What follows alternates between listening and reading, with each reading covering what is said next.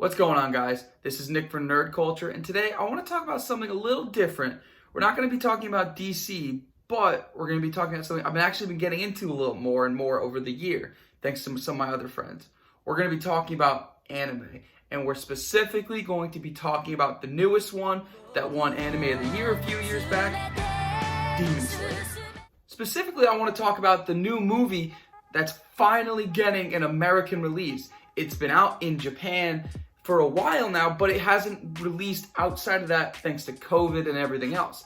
It's called Demon Slayer Mugen Train, and basically it continues right after season 1 of the anime ends.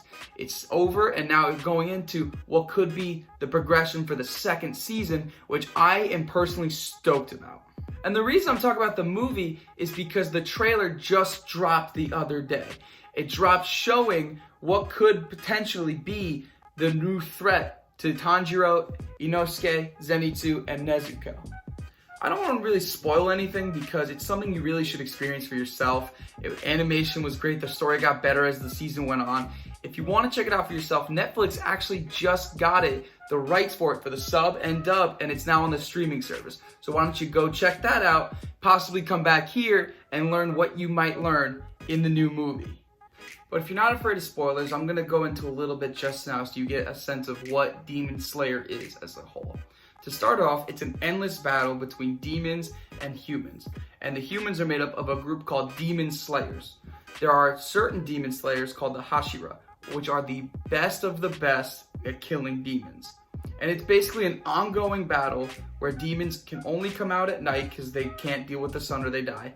And it's an ongoing battle. Now, Tanjiro's family was actually killed by a demon, and I'm not going to say who, because you really should learn, but killed by a demon, and Nezuko actually turns into a demon herself. And this makes Tanjiro try and find a cure and turn her back by joining the Demon Slayer Corps, hoping to find out what is what and how he can deal with this. Now, in the movie, we see that actually one of the Hashira, Kaijiro, I'm sorry if I butchered that name, is actually in the movie, and we finally get to see what these guys are made of. We saw a little bit of it, but nothing too concrete. I want to see a full-fledged battle between demons and this main Hashira. But also the stories, I feel like, going to deal with a lot of psychological trauma because they're hinting at dreaming, which, let's be real, if a demon is using these dreaming powers or blood art, it's going to lean more into nightmares. And obviously Tanjiro is seeing his dead siblings, which means that's going to mess with his mind throughout the entire thing. Will he see Nezuko back as normal? Will he see maybe his family trauma or even his family lineage more? We don't know.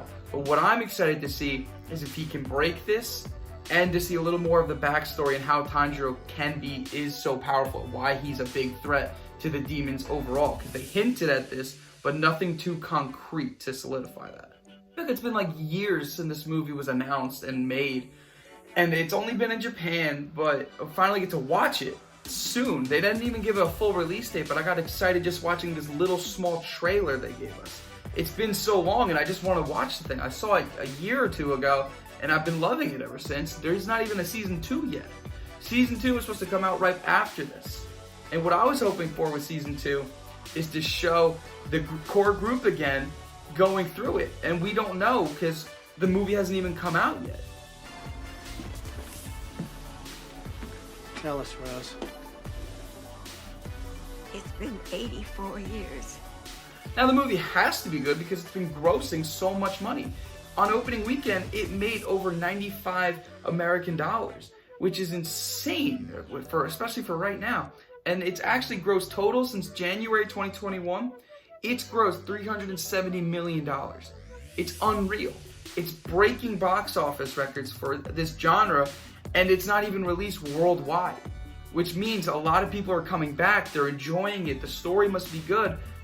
At this point, I just want to get my hands on it and go to season 2. I'm rewatching season 1 because of Netflix right now, but it's not enough for me.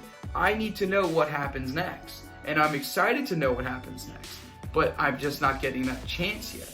I want a little more backstory in them. I want to know the rest of the Hashira.